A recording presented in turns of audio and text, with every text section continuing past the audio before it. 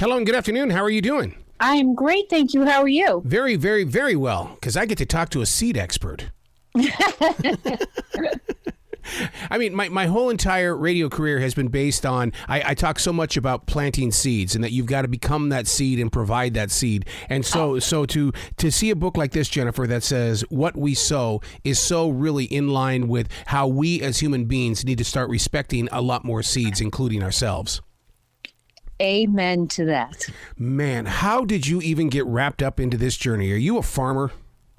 I am not a farmer. I am, in fact, a home gardener. And 10 years ago, 20 years ago, I would have said I am just a gardener. But nowadays, I say very, very proudly, I am a gardener with a capital G. And that is a very powerful thing to be in this world, with the capacity to grow and change and direct our world environmentally, economically, socially, and certainly for our own health and well-being. I got to tell you, Jennifer, as of late, for the past couple of years, and now especially, I'm in fear of the seed because we're going to have to replenish this planet. This planet is in big danger right now, and it's going to require the seeds to put these things back in order again, to bring nations back together, to feed nations, to do things. And I'm wondering if that's not going to cause a shortage somewhere. Well, here's my thinking on that. One is, yes, it could. And this is partly why I, for one, am paying very close attention. And I wrote this book to encourage and catalyze other people to pay attention, just as you said right off the beginning. But I also know that in my heart of hearts, I look around me, whether I'm in New York or California or Colorado or Wisconsin or Michigan, and I see the native plants that are still in place and their abundant generosity with their seed for food for the next generation.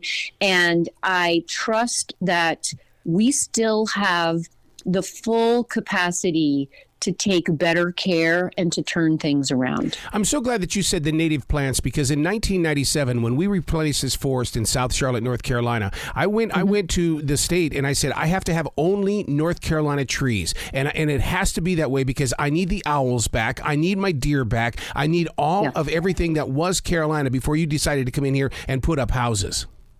Yeah. And, you know, this is true the world over. I think that more and more we, as whether we call ourselves gardeners or we are cultivators of some other kind, we are hearing the message of the importance of replenishing our native plants and their biodiversity wherever we are, so that we can reintegrate ourselves into the natural world, but also so that we can help reweave the natural world back together where we have torn it apart. And we can do that with our gardens. We know that something like 60% of the U.S. is held in private hands, whether that's residences, that is, you know, corporate front parks and landscape strips, whether it's churches or schools, government buildings, not government buildings, but private schools or, you know, other privately held land. And so if we are experiencing such extreme habitat loss and fragmentation and decline in biodiversity, all of those spaces can be little pocket antidotes to that very disintegration by replanting native plants of our exact places, just as you cited, you have done there in North Carolina. And we do that with the native seed and plants of our exact places. Absolutely. I talked on my iHeartRadio show this morning about how I feel like I'm ripping off Mother Nature in the way that I'm bringing my plants from outside inside, because even though they are going to come back up if I were to let them pass away outside, but are going to the transition stage of resting until spring, I just don't want them to go away. Do you think that I'm ripping off Mother Nature by bringing my elephant ears and all of those plants inside? No, I don't. Because for one thing, your elephant ears probably didn't naturally co-evolve there in North Carolina, right? And so what you are doing is you are taking the lessons of Mother Nature about how her plants have grown where they have grown, and you are using that to the best advantage for you and that plant. Yeah. I think, those are the lessons we need to follow. And if that means we bring our elephant ears outside and we don't cut our rudbeckia or our other native plants outside back so that the native flora and fauna can own cycle, that's us learning from Mother Nature, not ripping her off. I've hosted many conversations with people who've got podcasts about the power of sugar and how globally political that is. So I have to ask you, will seeds do the same thing, or are they the same power where people, they come in, they grab as many seeds as possible, and then they turn it into a political gain, or you basically, we'll give you this, but you're going to have to give us something back. Interesting. I think we see both sides of that coin in the seed world right now. We see, the very top corporate pharmaceutical petrochemical consolidation in our commodity and largest seed supply chains in a way that is, I think, ugly and detrimental to our world and to us as people. But then you see, and as one of the seed keepers that I profile in the book, What We Sow, said to me, the larger the mainstream, the larger the room for the undercurrent. So I think we see opposite to that, consolidation and profit only mindset. We see so many land-based and culturally oriented people on the ground saving seed, sharing seed knowledge, sharing seed, and caring for it with all respect. Growing up in the state of Montana, one of the things that we had up there in Montana was a lot of corn. And my father used to tell me they're going to make fuel out of that corn one day. And I just didn't believe him. And so now that we've got ethanol, there's like a corn shortage. I feel the same way. As we gain access to more plant-based foods, it's like, oh my God, are we going to go the route of the corn? And the answer to that, I think, is the in the pudding, as they say, yes and no. Okay. So, yes, there is some terrible statistic that I share in the book that 100% of the non-organic corn being grown in North America today is GMO and is probably laced with neonicotinoids or other something like Roundup Ready, chemicals that deter pests, quote unquote pests, or fungus or whatever. 100% of it. And something like 65% of all non-organic corn traits are owned by 1 to 4 large multinational corporations along the lines of Bayer, Monsanto. Okay. So that said, we also come from North America, and the continent has some of the greatest biodiversity of corn, along with Central and South America, on the planet. We are the biodiversity hotspot for corn species and varieties. And these are held like ancestors and family members to the indigenous peoples of these regions. And so they are fighting fiercely to protect the genetic biodiversity and the cultural significance of this corn. And so you're going to see the same thing playing out with soy, with rice, with wheat across the globe, because these are staple food products that have been targeted by these same, multinational global corporations for their profit. But they are also being fiercely protected as the sacred cultural foods of these places that have fed those peoples for millennia. Yeah, I've got a friend who lives in Central Carolina, and they pay him so they can plant their soy. And it's like, I go, really, Brad? Are you really doing that? Yeah, they want to use the land. I'm not using it. It's just a bunch of weeds until they come along. And what to your friend after that? Well, it's one of those things where I'm going, because I mean, it's the same thing with corn. They pay the farmers, grow the corn and don't grow the corn, grow the sugar beets, don't grow the sugar beets. I mean, it's that's the political side of the business that it just scares me sometimes. It's like, oh my God, they're controlling everything that we're growing. I mean, this is one of the great heartbreaks and great infuriators of our time is the control that these large corporation and individuals leading them in service of money profit only, I think, in the short term, have over us. But here's the truth of the matter. Prior to the pandemic, something like 38% of all U.S. households were engaged in gardening. That's about 42 million households. That's a pretty big number. Post-pandemic, we're at 100 million households who self-describe as being engaged in gardening.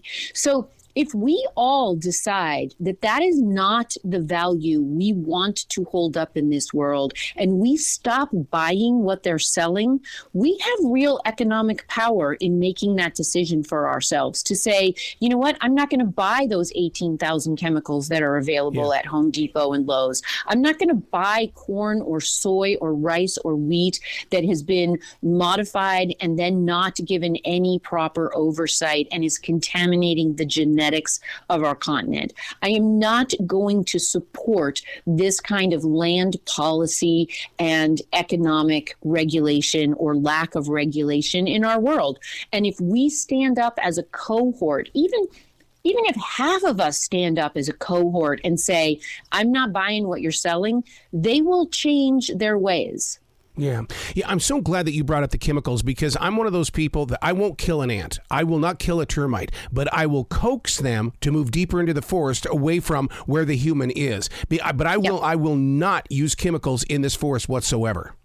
Well, God love you. I so appreciate that. And we need to all hold that line, because the chemicals are being sold to us again with this unbelievably persistent marketing that we need them in order to lead healthy, better lives. Now, I know I don't want a mosquito-borne disease. I don't want a tick-borne disease, but there are ways to protect ourselves without annihilating our environment. Like you say, to stop making our homes so easily accessible or attractive to the insect world that we need alive and well for our ecosystems to function properly. And we can stop, again, bringing out the big guns for the tiniest of problems, because we have been taught that inconvenience is the most terrible thing that can happen to us. And so go ahead and spray it with Roundup or Scott's Fir, whatever the poison is. And the fact is, we can figure out how to deter ants without killing our environment. You know how I get rid of the mosquitoes? I don't kill the spiders. Don't kill the spiders. Don't poison the bats. Yep. Go ahead and plant native organic plants that feed the hummingbirds. Yep. That's how we control mosquitoes. Don't leave standing water. Don't overwater your lawn. There are so many ways. Encourage your frogs and toads and lizards. This is how mosquitoes are balanced in truth. You were talking about the chemicals a little bit earlier, and one of the things that I instantly went to was organic plants and organic fruit and veggies and stuff like that. And I got to tell you that one during the pandemic, I took up a job at a grocery store because I just wanted to be with people. I'd never worked a real job like that before in my life. But the one thing that organic plants and fruits and vegetables do, it's created a business or a profession on the inside world. People who come to the store, buy it, it rots, they come back, they get double the money back. And that's the thing that really drives me crazy about organic. It's not made to last. Don't bring it back. Right. That is so true. And again, that comes back to this weird mindset that everything is supposed to be perfect and everything is supposed to be super convenient. And that isn't how the natural world works. And that isn't how our most healthy and nutritious foods work either. They have a limited lifespan. And when they are past that lifespan, go ahead and compost them so that they feed the rest of the world. Yeah. Don't put chemicals on them to destroy destroy their nutrients and again destroy the ecosystem around them so that they look pretty, but they aren't healthier for us. And we need to change what we expect out of our food, out of our farmers, out of ourselves as we try and live in greater harmony, because that is going to have the long-term greatest gain and profit for us as humans. The book we're talking about is What We Sow, and there's a deeper purpose to this story inside my heart that you're planting, only because I'm one of those people that I take my leaves and I put it in the forest because I believe it feeds the seeds. It keeps them nice and warm during the winter months, and then it breaks down into the soil and it feeds those seeds so that we can have all of this gorgeous green. Yeah. Absolutely. You know, it's this idea of first of all, seeing the current structure of our society for what it is and how it entraps us. And I know I sound like a conspiracy theorist, but the fact is, like, if we see that and then we say, you know what, I don't want to buy that stuff. I want to actually work with the system that was here before me.